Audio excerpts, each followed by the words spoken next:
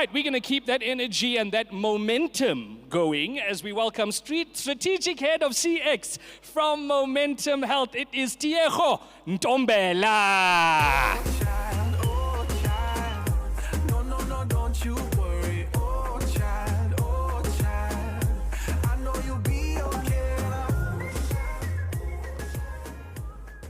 Hello everybody. Unfortunately, I don't support a soccer team, so hence there was no reference to the World Cup, but I'm here, so that should matter.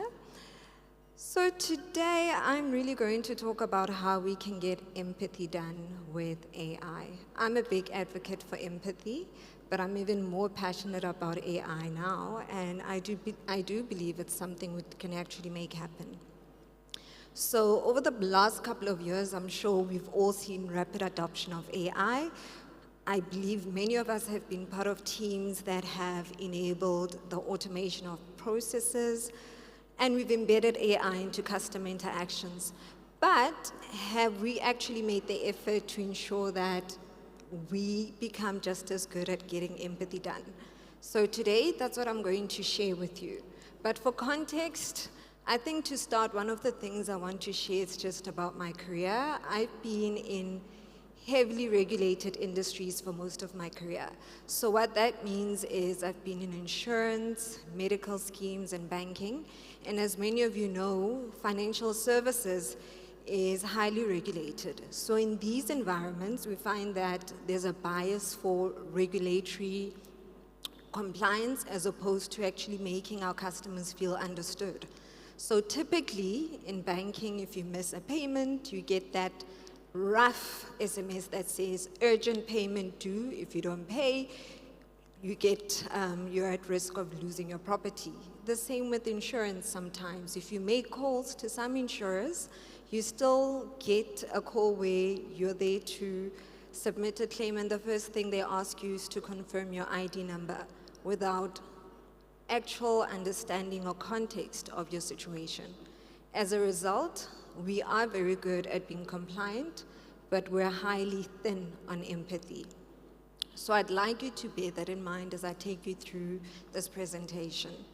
So firstly, the empathy gap in AI is something I'd like you to get used to. So when I say the empathy gap, I'd like you to imagine this was you.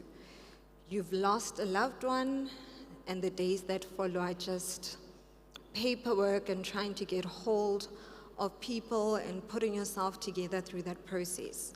So then you remember one thing: you have to cancel the cell phone contract of the deceased. So what you do is then contact the cell phone contract provider, because you remember, oh, they've been advertising this new amazing AI chatbot called Lindy that's fast, intelligent, available 24 hours a day. So you're not in the mood for a call, so you go on and chat with Lindy. And what do you know? It works. You give Lindy context, and it asks you for the cell phone number.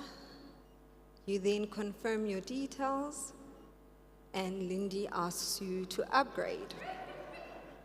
We've all been here. You continue with hope that maybe if you simplify it, she'll understand, but Lindy doesn't. So imagine that's you in that situation. The next best thing you can do is just send an email and move on. We've all been here, and this is what I call the empathy gap in AI. It's really the distance between what we as organizations deploy and what the person on the other end using the technology actually feels. Unfortunately, we've become so good and excited about deploying AI, but we often forget that the real measure is on the customer outcomes and not necessarily the execution of that technology. And the reality is that sometimes much of what we call AI is just sophisticated IVR. It can't process requests, and it does lack understanding of context. So what happens is that the customer ends up with a lot of effort. It doesn't remove effort, it drives rework. Customers are forced to encounter rigid journeys, and this is what creates the empathy gap in AI, where our success metrics are so internal facing, we forget that the person using it is coming with problems and a situation that needs solutioning, not just a response. So I just want to touch a bit more on the bad AI fails that we experience, because bad AI fails empathy at scale, right? So the first one is the empathy loop. We've all been here. Your favorite brand has a chatbot. You go on to chat to it, and you're just stuck in a loop. And unfortunately, you end up just repeating the same problem to it over and over again. There's also the scripted and context-blind replies, where it does actually understand the query, but it misses the context behind it. And what tends to happen thereafter is that automation, which is supposed to be a great success for us and our customers, ends up being a wall and not a bridge. So it's important that we continue to bear in mind that as we design, our customer outcomes should drive the intention behind that solution and not what we would like to achieve. So with empathetic AI design, it's different. Here the question becomes, what is the most challenging question or scenario our customer might bring to the system, and can we actually help them, or will it compound difficulty? So as I mentioned, I've been in financial services most of my career, and because I'm passionate about empathy, one of the first things I've had to do is define it in the context of the space. And my definition of AI is essentially about the customer. Customers in financial services want to feel understood, they want to feel helped, they want to feel assured. So when a customer is calling us to report fraud on their bank account, or they're calling us to submit a claim, simply put, all they want to feel is to be heard, they want to be helped, and they want to feel held. Held is very important, particularly when we speak about claim scenarios or even the loss of money to fraudulent transactions. So with that definition in mind, it's important that with AI, when we design our solutions, it's born into the design intent. So the first thing, to keep it simple, is to say empathetic AI must understand, it must be useful, and it must unburden. So what does that look like? Firstly, did the AI understand me? Did it recognize the intent and urgency? I don't want to have to repeat myself. Was it useful? So if it's not useful, why is it there? Again, we need to move away from just deploying for the sake of saying we have deployed AI, we have a chatbot. We have to design to solve. And most importantly, did it unburden? Did it actually remove effort at every step? So again, with empathetic AI, that's customer facing, the point is to ensure that the customer feels helped, they feel heard, and they feel held. But most importantly, with AI, it must know its limits. And I believe one of the most powerful things your AI chatbot can say to a customer is, I can't help with that. Let me transfer you to someone who can. So still on the empathetic design, one of the things that I do is follow 6 dimensions when we deploy a solution as part of our customer experience team.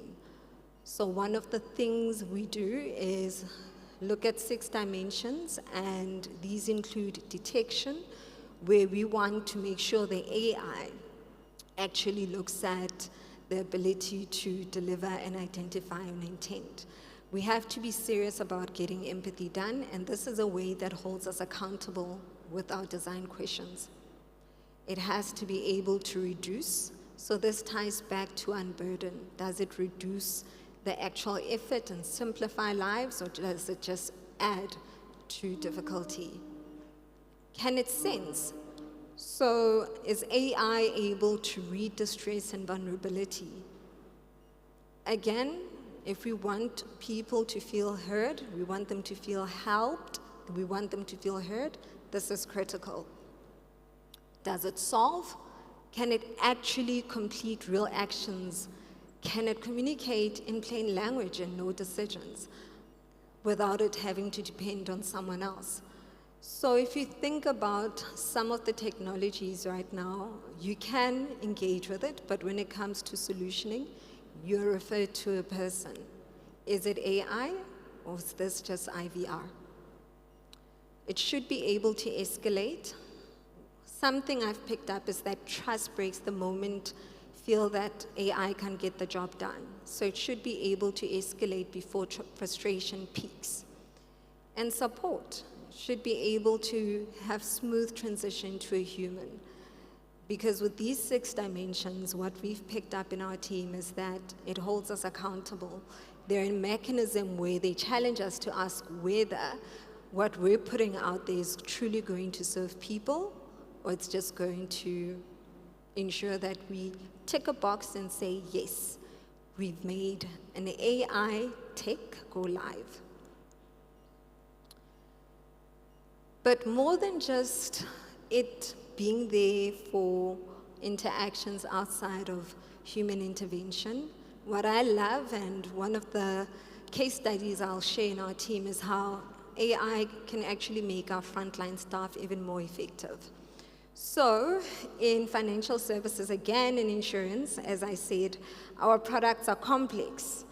In medical schemes, for example, our frontline staff have to remember a lot of complex terms and conditions and rules that they have to communicate in real time with customers. And with AI, it can actually translate this complexity in real time. So what that looks like is agents, for example, have a silent translator and a real-time information partner. But most importantly, they can communicate information without misrepresenting what the company can and cannot do. Again, in this industries, it's highly regulated. That comes with a lot of responsibility. So when agents are empowered with the correct information, they're able to operate more effectively and with more confidence. On our side, we're able to protect ourselves from regulatory non-compliance. And then sentiment analysis, which is a feature I absolutely love, where we're able to prompt agents with emotional cues. And a lot of the time, this comes in handy, particularly in moments when we have customers that contact you for access to oncology benefits. So I make reference to that because when someone is calling you for a pre-authorization for oncology, it's not just a simple call. It's someone saying, I'm undergoing treatment, I'm possibly fighting for my life. And when things get busy, our agents can forget to bring up a bit of empathy in their communication. But with AI, we're able to provide that in real time. And then reducing cognitive load. So as you'll see in the next slide, I'll be sharing how we've deployed AI and it has helped us reduce cognitive load from our frontline staff, where now the focus is on delivery and execution and not so much on the cognitive load associated with their role. So empathetic AI in practice, I thought I should share just 2 case studies that I absolutely love. Again, in the context of financial services, I do know many of us are in this space, and hopefully this can inspire you guys to solution for it in your own way as part of improving customer journeys. So the first case study is TD Bank in the US, and TD Bank redesigned the experience around the human reality of grief. So for context, in human psychology, when we are stressed, we're unable to process decisions. We're not able to function as optimally as we should, right? And following a death, there's a lot of effort that has to go into not only just the burial, but winding up of the estate. And to be quite honest, there hasn't been a solution apart from this one from TD Bank that I've seen that takes care of that. Once the funeral is done, there's an estate that has to be wound up. And people who are bereaved don't always have the emotional and cognitive capacity for that. So what they have done is partnered with a technology called Empathy. And this platform combines AI and case managers to actually help people through that transition. So they're essentially taking away the effort and the mental and emotional capacity someone would need to go through that process. And the results are not only just improved customer experience, but also loyalty and trust. When customers feel helped and heard and held, particularly in such moments, they are likely to promote your brand.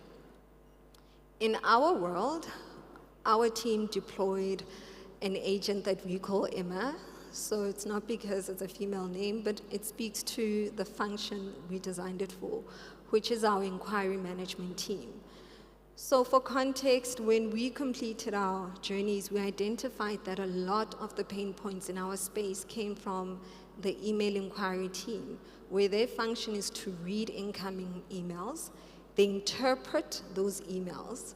They have to then draft a response, address the request in there, and send it to a customer. What that looks like is you have different people with differing understanding of English and interpretation. So what my understanding of a custom email might be is different to someone else. And what we would see is that a lot of implicit and explicit questions would be missed. The result was a lot of rework, where the same customer would have a follow-up email asking why the previous inquiry wasn't attended to. It was increased complaints as well.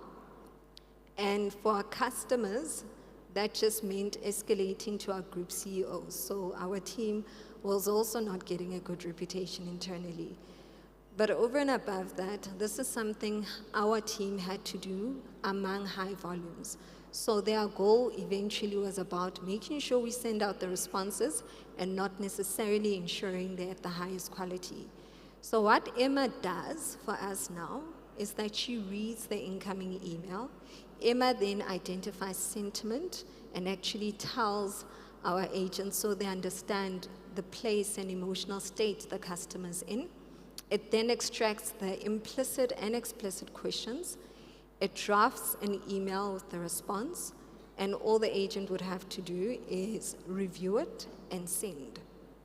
The impact with Emma as an agent is reduced rework. That means no more follow-up emails, so rework is reduced. It's fewer repeat contacts and follow-ups in our contact center, fewer complaints, and more importantly, higher productivity. The mental and cognitive load that agents had to use is no longer needed because Emma does a lot of the work. So the benefit is twofold. It's not just for customers, but internally as well. Success metrics have been achieved because we're not only solving for ourselves, but also for the customer. But with anything, measurement is important. And with empathetic AI, it's important to measure, yes, the client effort score. This speaks to what I said earlier about it being useful and unburdening. Is it easy to use? Did it solve the query? So am I satisfied with the interaction? And most importantly, containment. Containment really speaks to when we deploy solutions that don't need human intervention. We have to be honest and measure it, because if it's not contained and it's sending work back to back office, then it's not empathetic and it's not useful. And finally, the client empathy score. So this is a metric I designed to help us measure whether our customers feel heard, helped, and held. And measuring this holds us accountable to whether we are truly achieving customer outcomes with empathetic AI. So in closing, I've been saying this multiple times, but that's the goal of empathetic AI. And in my view, when we design, we shouldn't just ask, can it do the task? It should be about how the other person completing the tasks feels. So just something for us to bear in mind is that, yes, the organizations that adopt AI will win, but the ones who deliver it with humanity are the ones who will make a killing and stand out. So my parting words is just 3 action items if you have deployed customer-facing AI. Audit it for loops.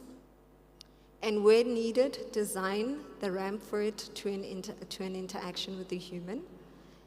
And always try to measure empathy so that we're able to hold ourselves accountable as to whether it is enabling effort or whether it is not. So that's my story on how we can get empathy done with AI.